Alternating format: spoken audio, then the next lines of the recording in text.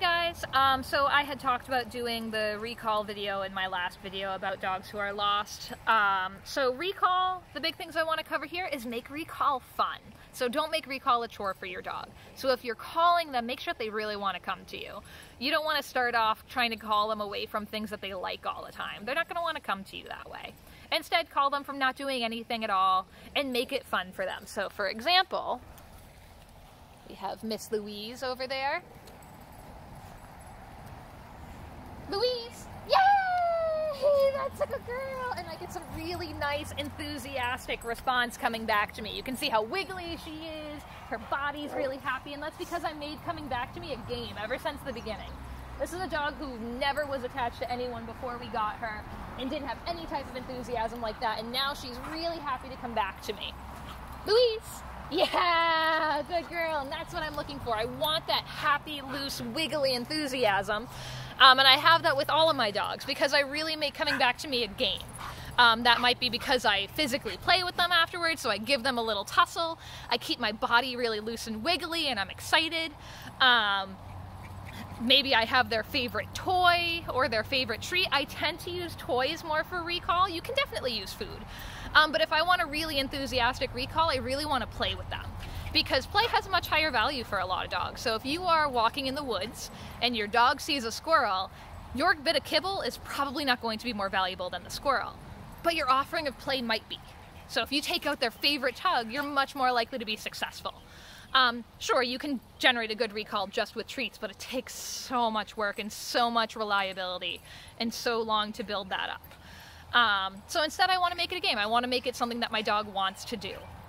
Another point on recall, if they come to you, even after it's been a while or even after they did something naughty and you're not really impressed with their behavior, do not punish them because they still came back to you. We don't want them to ever hesitate on coming back to us. So even if they were just eating something nasty and we called them and they came over to us, reward them for coming. They might have been bad a minute ago, but they came to you, and that's the most important thing, more than teaching them that they shouldn't be eating whatever it was that they were eating, or who knows what else. With Louise, when she ran out of our fence, I did not punish her for that. I was just so happy that she came back to us. And she came back enthusiastically. She was just so proud of herself for coming back, and I was just so happy to see that. So build up some enthusiasm with your recall. Don't try and call them away from difficult things at first. Just call them away from nothing. Your dog's just laying there, sitting on the couch, not doing anything. Your dog's just sniffing the grass. Call them over and make it a game.